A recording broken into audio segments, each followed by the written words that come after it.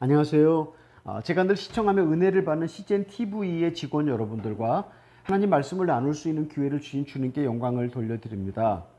이 자리에 저를 초대해 주신 대표님과 아마존 아웃리치 팀 모든 분들께 깊이 감사를 드립니다. 저는 어렸을 때 시인이나 작가가 되고 싶었습니다. 성악가가 되고 싶기도 하였습니다.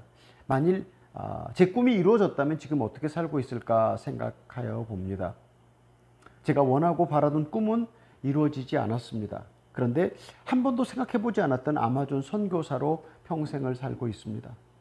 평생 선교사로 살아도 괜찮은데 또 호레비가 되었습니다. 그것까지도 괜찮은데 호레비로 살면서 건강도 약해졌습니다. 여러 가지 기저질환들을 갖고 있는 제가 엎친 데 덮친 격으로 작년 4월에 댕기열에 걸렸습니다. 2번 코로나 바이러스에 걸렸습니다. 2차례 백신을 맞고 부작용 등으로 체력이 더 약해졌습니다. 그래서 제가 하나님께 이렇게 질문했습니다. 도대체 제게 왜 이러십니까? 라고 하나님께 질문을 하였습니다. 주님께서 저를 왜 그렇게 대하셨는지 그 이유를 설교 마칠 때 제가 이야기하겠습니다. 우리가 잘 아는 사도 바울은 유대교에 대한 열심이 너무 특별하여서 그가 믿는 하나님을 위해서라면 살인도 가능하였던 열심분자였습니다. 그런데 그가 다메섹에서 부활하신 주님을 만나고 회심하였습니다. 그는 죽기로 작정한 사람처럼, 망하기로 작정한 사람처럼 복음을 전하고 하나님의 나라를 확장시키기 위하여 그의 몸을 던졌습니다. 그가 자기 자신을 살피고 몸을 사리면서 사역을 하였더라면 나이 들어서 자연사를 할 수도 있었을 것입니다. 그러나 그는 내가 복음을 전하지 않으면 화가 있을 것이라고 하면서 복음을 전하였습니다.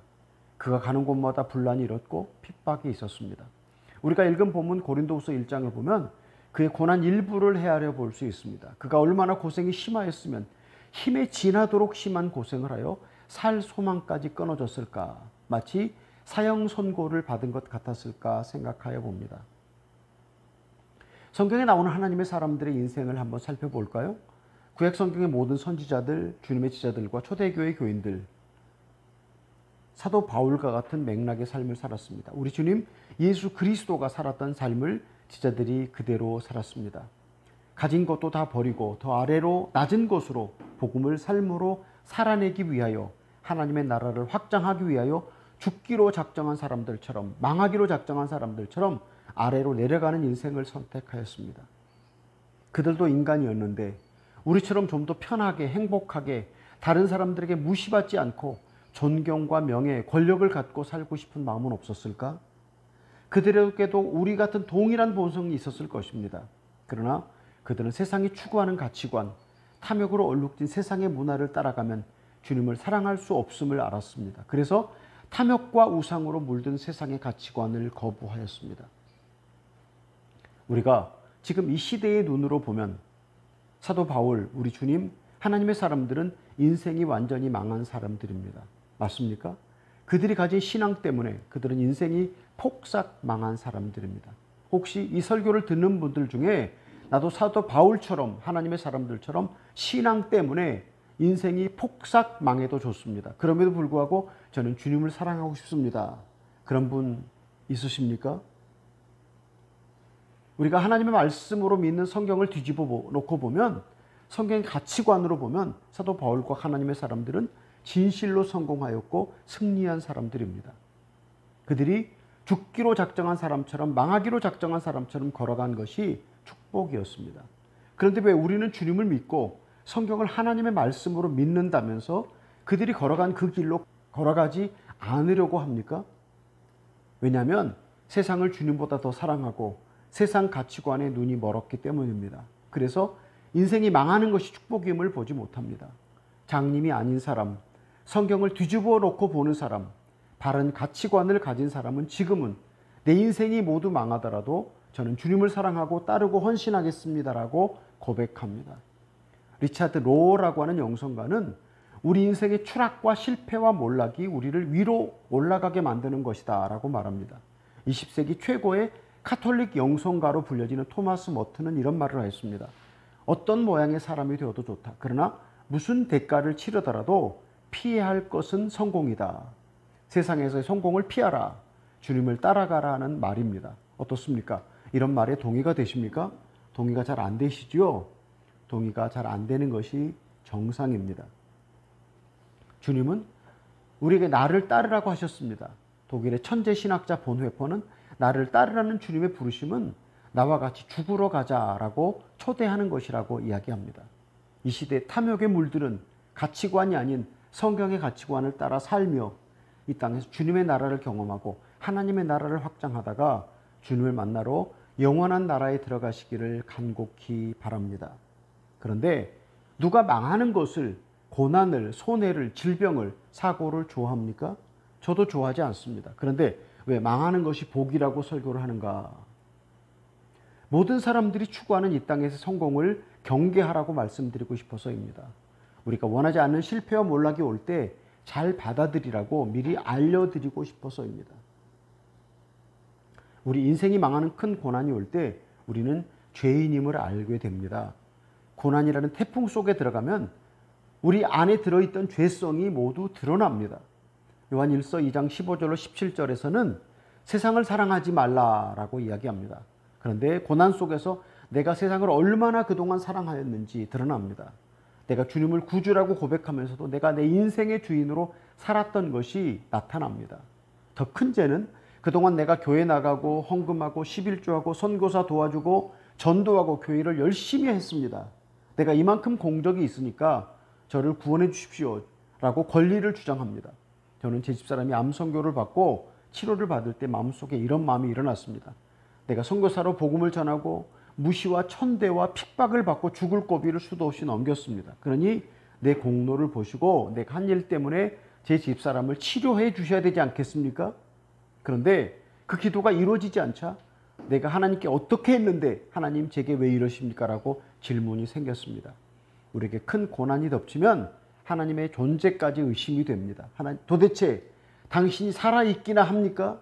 저뿐만이 아닌 모든 사람들에게 고난이 오고 문제가 생기면 고요하던 마음속이 휘저어지면서 마음이 혼란으로 가득 찹니다. 이렇게 혼란이 큰 만큼 회개 또한 더욱 진실해집니다. 그때 성령을 모신 사람은 자기가 주님 앞에 행한 것이 모두 자기를 위한 종교 행위였음을 발견합니다. 기복주의에 빠져서 하나님 믿는 채 있음을 깨닫게 됩니다. 하나님 이용해서 잘 되고 싶었던 숨겨진 본성이 밝혀집니다. 그러면서 내가 도저히 용서받 안 될 그런 악한 죄인임을 발견합니다. 사도 바울이 이렇게 고백했습니다. 내가 죄인 중에 괴수로다. 우리가 처음 예수 영접할 때 죄를 끊고 회개합니다. 그렇게 믿음을 갖고 성도로 살다가 이런 참으로 절대절명의 인생이 망하는 고난이 오면 그때 가장 진실한 회개를 합니다. 저는 이 경험을 종교인에서 하나님의 사람으로 거듭나는 것이다 라고 그렇게 이해를 합니다. 어떻습니까? 여러분 이런 경험이 있으십니까? 아직 없으셔도 괜찮습니다. 다음에 이런 기회가 오면 제가 드린 말씀이 도움이 될 수 있습니다. 우리 인생이 망하는 큰 고난이 올 때 주님 그 고난을 통해서 우리를 찾아오십니다. 야복강가에서 밤을 새우던 야곱을 생각합니다. 그날 밤 야곱은 천사와 어떻게 씨름하였을까? 그 내용은 무엇이었을까 생각해 봅니다.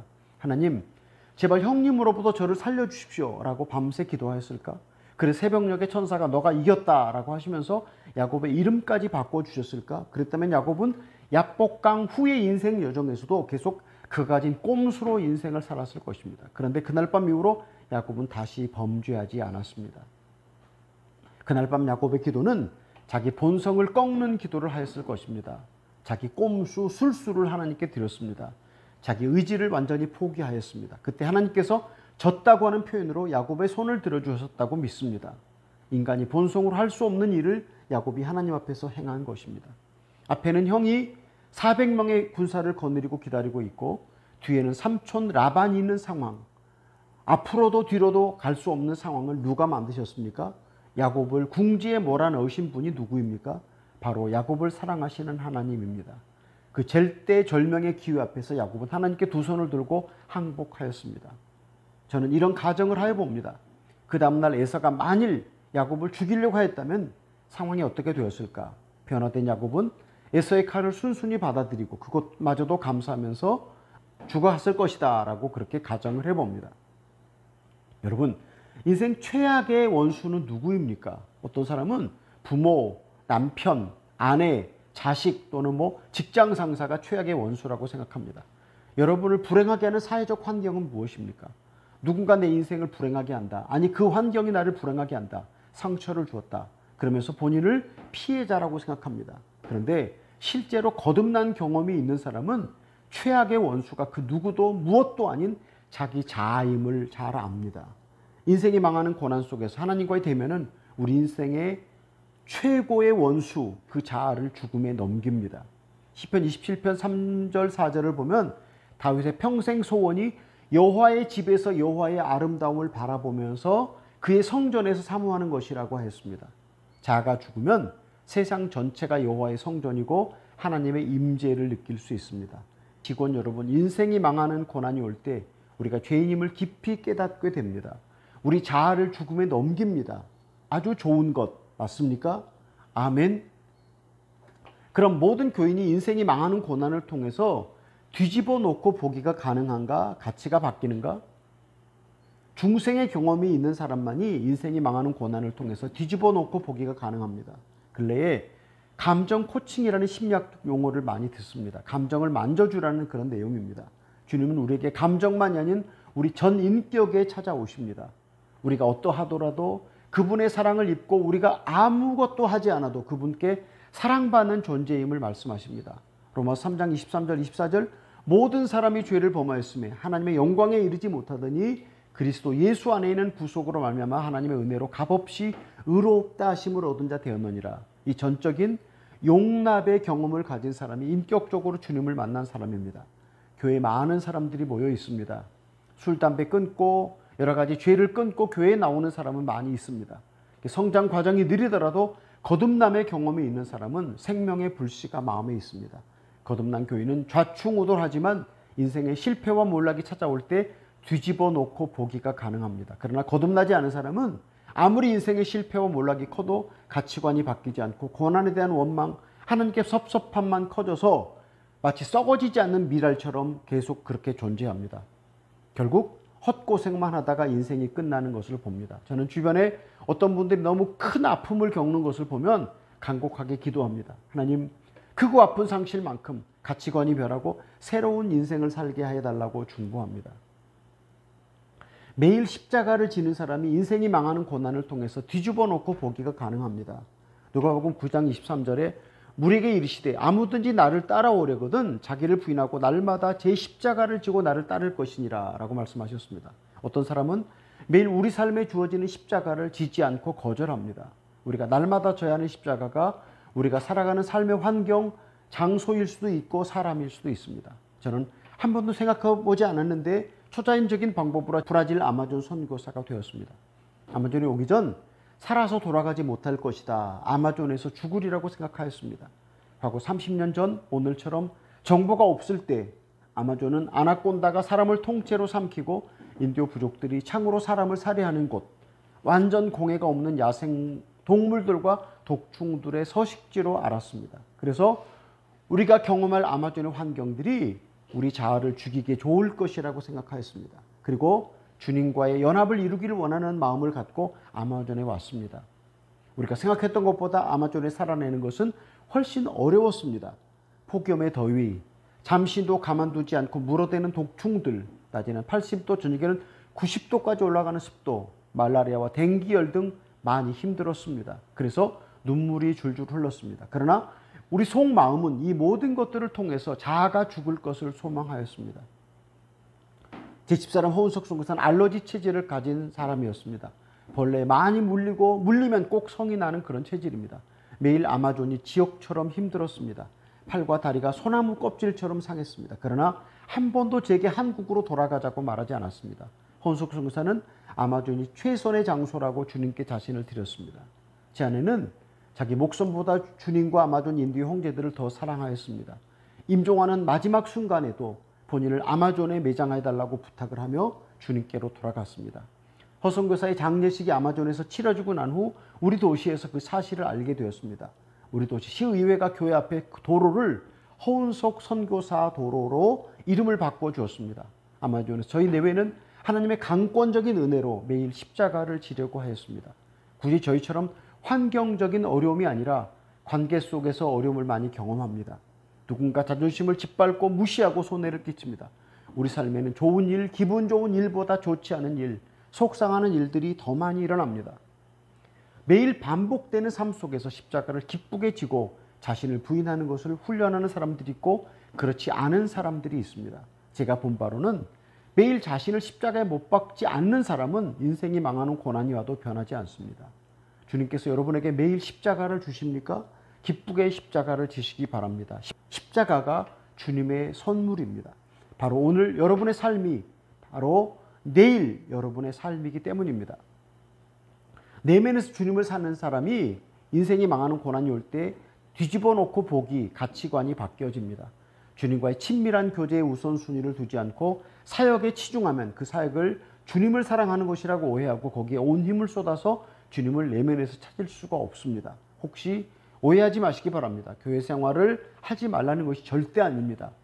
일반 성도나 목회자나 사역자들도 사역에 치우치면 사역이 주님의 자리를 차지하고 내면 속에서 주님을 찾고 만나지 않고 바리새인적인 삶을 사는 것을 봅니다. 제가 그렇게 평생을 했던 까닭에 잘 알고 있습니다. 주님과의 은밀한 교제가 깊어질 때 인생이 망하는 고난이 올 때 뒤집어 놓고 보기가 가능합니다. 어떻습니까? 여러분들의 삶 속에 주님을 내면에서 찾고 만나고 계십니까? 실패와 몰락을 잘 받아들이면 우리가 어떤 삶의 유익이 있는가 살펴보기를 원합니다. 첫 번째, 새로운 인생이 열려집니다. 욥이 시험을 마치고 이런 고백을 합니다. 전에는 내가 주님을 귀로만 들었더니 이제는 눈으로 배움나이다 라고 고백을 하였습니다. 이렇게 주님과의 관계가 달라집니다. 또 세상의 미련과 집착이 끊어집니다. 참 큰 고통을 겪었지만 그 고통이 나를 변화시킴에 대해서 그 고통에 대해서 감사합니다. 두 번째로 인생의 질서가 바뀌어집니다.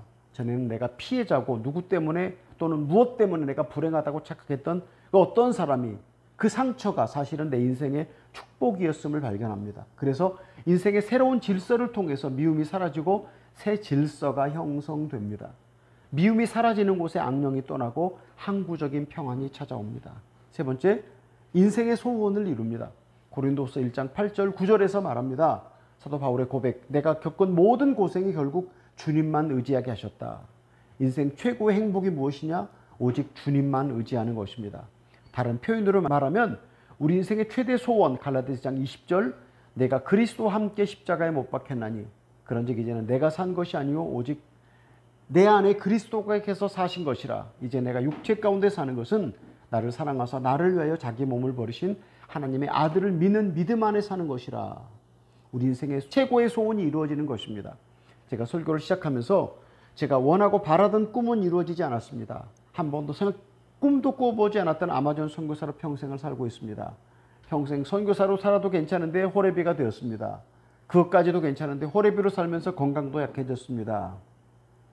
엎친 데 덮친 격으로 댕기열에 걸리고 2번 코로나에 걸리고 2차례 백신을 맞고 부작용으로 체력이 더 약해졌다고 말씀을 드렸습니다. 그때 제가 하나님 제게 왜 이러십니까? 라고 질문을 했다고 말씀을 드렸죠.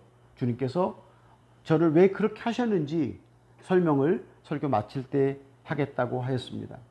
어느 날 주님께서 제게 이런 감동을 주셨습니다. 내가 너를 아마존으로 그리고 너가 계획하지 않았던 삶으로 너를 인도하였다. 그것은 나를 너에게 주기 위함이었다고 알려주셨습니다. 그렇습니다. 주님께서 당신 자신을 제게 주셨습니다. 어느 유명한 선교사가 남긴 명언이라고 알고 있습니다.